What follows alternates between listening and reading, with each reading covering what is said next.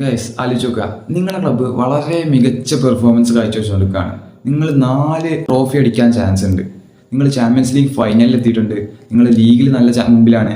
അതുപോലെ ഡൊമസ്റ്റിക് കപ്സിലും നിങ്ങളുടെ ടീം ഏറ്റവും ടോപ്പിലാണ്. പക്ഷേ പെട്ടെന്ന് നിങ്ങൾ 4 ബോട്ടിൽ ചെയ്യുന്നു, 4 നിങ്ങൾ പൊട്ടിപ്പാളിസാവുന്നു. അതുമാത്രമല്ല, ആ ഫൈനൽ നിങ്ങൾ തോക്കുന്നത് 5-0. ആ കോമ്പറ്റീഷൻ്റെ ചരിത്രത്തിൽ ഏറ്റവും മോശം പ്രകടനം നിങ്ങൾ കാഴ്ചവെക്കുന്നു. നിങ്ങളുടെ പ്ലേയേഴ്സ് എല്ലാവരും മാനസികമായിട്ട് എത്രത്തോളം തളരാൻ പറ്റുമോ അത്രയും തളർന്നിട്ടുണ്ട്.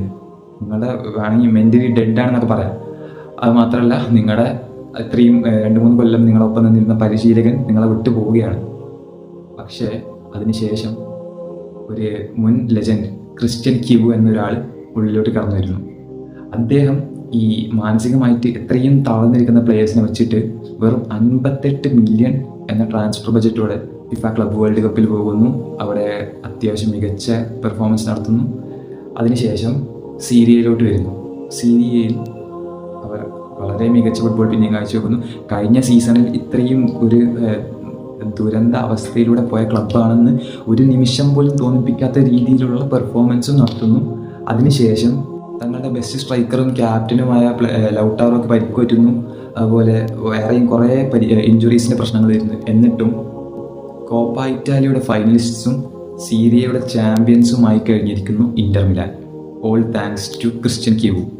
അദ്ദേഹം എങ്ങനെയാണ് അദ്ദേഹത്തിന് ഇത് സാധിച്ചതെന്ന് എനിക്കറിയില്ല. പക്ഷേ ഹീസ് എ മജീഷ്യൻ. കാരണം ഒരാൾക്ക് പോലും ഇത്രയും താറുമാറായി കിടക്കുന്ന ഒരു സ്ക്വാഡിനെ വെച്ചിട്ട് വെറും 58 മില്യൺ